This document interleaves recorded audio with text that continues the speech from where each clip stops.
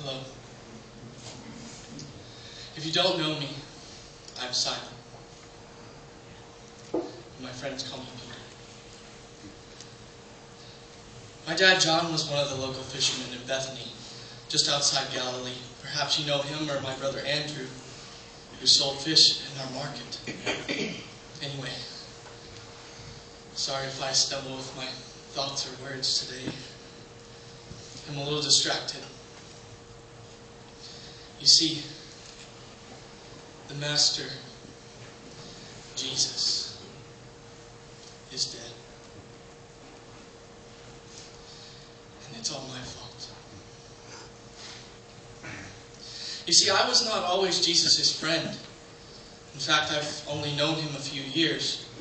Truth is, I've never really had any friends, any real friends. Oh, sure, I knew plenty of people. But other than my own family, I've seemed to drive everyone else away.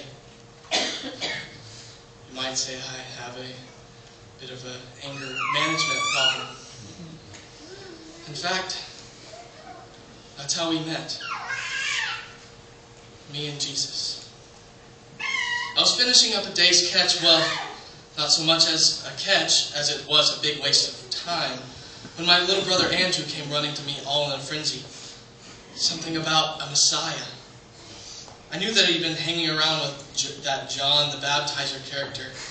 I'd seen him all wrapped in his camel fur, his scraggly beard, and stink. Ugh. I knew he wasn't any Messiah. But that's not who Andrew was talking about. He kept saying the name Jesus. I had no idea who Jesus was, and unless he was the one, Messiah or not, that was not going to give me the 20 denarii to cover the fish I hadn't caught that day. I wasn't interested. But Andrew kept on and said that he was here and needed one of our boats. One of our boats? I remember saying out loud. Are you kidding me? Dad will kill us if we lose one. But Andrew insisted that he wasn't going to take it far. Just out a few yards so everyone could hear him speak. Knowing that my little brother can be a real pest when he sets his mind to it, fuming, I said something about Jesus so-and-so and threw my nets in the boat and jumped in and went back to fixing them. Anyway, Jesus got in the boat and began to talk and talk and talk. He must have carried on for hours to what looked like a crowd of 100 or more.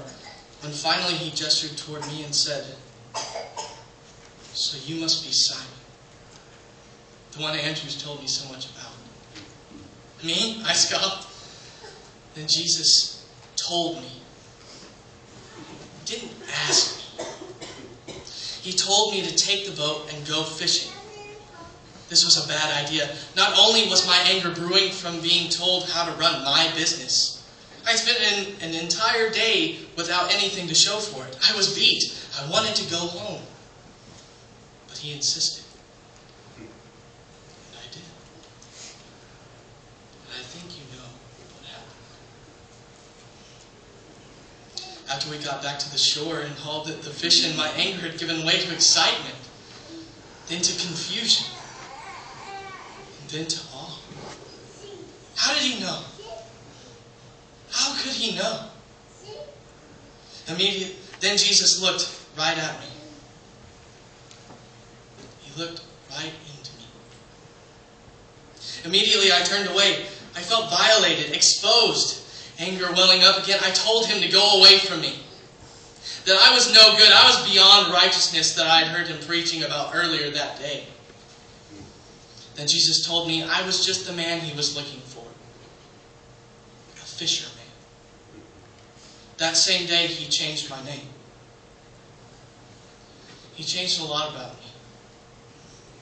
In 3 years, Jesus never stopped changing my behavior, my speech, my thoughts, my self-esteem. There was a time that Jesus looked at me again. He was so good at that. And asked me who I thought he was. By then, I'd seen him heal the lame, give sight to the blind, even raise the dead. I knew who he was. And then last night, after we left the meal, we went up on the mountain. And they took Jesus away. We followed behind the guards. We all did. Until we got stopped in the courtyard. They asked me if I knew who Jesus was. Of course I did. He was Jesus, the Messiah, the King who had come from God to set things right. And yet I held my tongue for fear of my own skin. Not once, not twice, but 3 times. I had the opportunity to stand up, to claim who he really was. And I didn't. When they crucified him today, I was so ashamed. So ashamed that I hadn't done anything to stop them. Anything to show Jesus how much I loved him, for giving me a new life, for making me feel like somebody, for changing my name. And now he's dead. And there's nothing I can do about it.